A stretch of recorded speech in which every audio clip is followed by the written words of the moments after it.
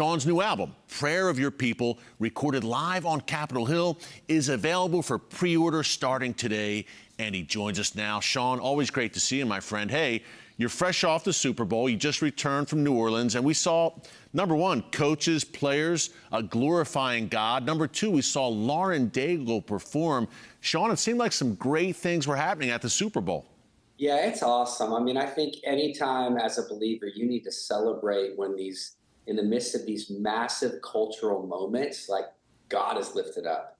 And not just God, I mean, people were saying the name Jesus. People were worshiping. I mean, like worship was breaking out. We had a Jesus march the day before the Super Bowl with 1,000 people through the streets of New Orleans. We had coaches and players and, Hall of Famer Tony Dungy was with us. I mean, it's like there's a boldness right now across America to rise up and declare that Jesus is king over our nation.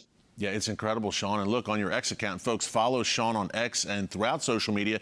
You actually led some worship on the plane ride home from New Orleans as well. Pretty cool. Hey, speaking of what's breaking out across the nation, Sean, I think a lot of this starts at the top. The White House last week, President Trump announced a faith office in the White House, a new task force committed to rooting out anti-Christian bias. How encouraged are you by what you see from the Trump administration so far in these first 3 weeks in office?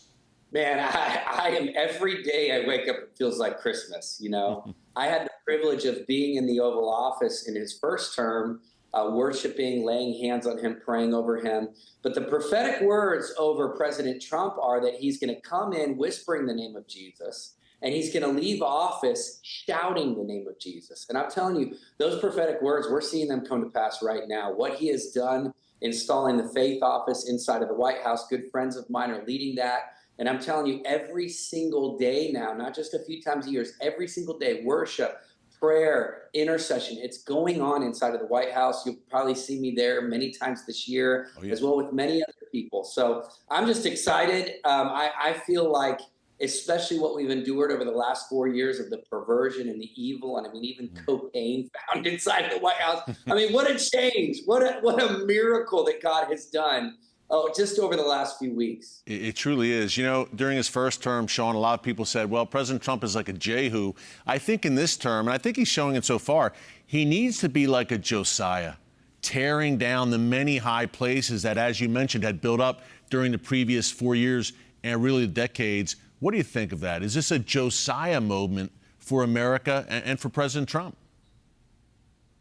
Yeah, I mean, it's undeniable that the hand of the Lord is on him. I mean, listen, his cabinet members, I mean, I've personally laid hands on them. We've anointed them with oil. I mean, he has a crew with him this time that we've never seen in American history. Bold believers that are spirit-filled, that believe that the best days in America are right in front of us. And that verse that says, blessed is the nation whose God is the Lord. Yeah. We are living in the confluence of that. I believe that we're going to see, after these altars are torn down, we're going to see incredible peace. We're going to see the favor of God.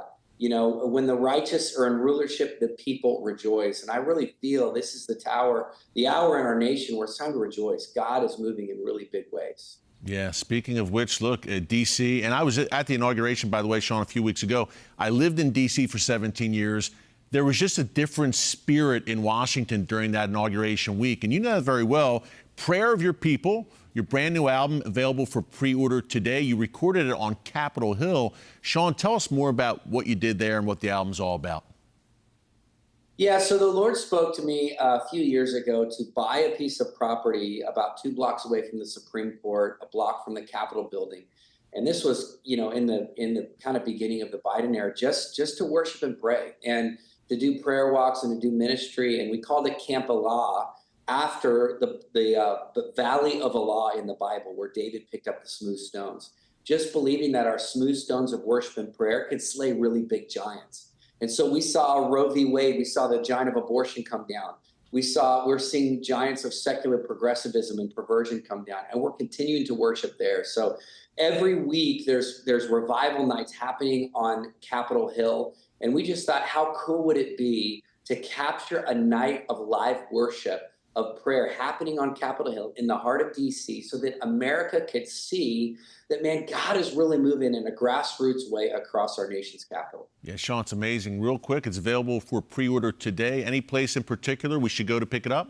You can go to iTunes, you can go to Spotify. The full album will be released on Spotify and iTunes this Friday, so definitely you can check it out anywhere. But man, it is just it's just an album you can play to, pray to, soak to, and I know it's going to be a blessing to a lot of you guys. Love it, Sean, and it is for such a time as this, as you just laid out for us. Sean Feucht, let us worship. Keep up the great work, my friend. Congrats on the new album. We'll see you again soon.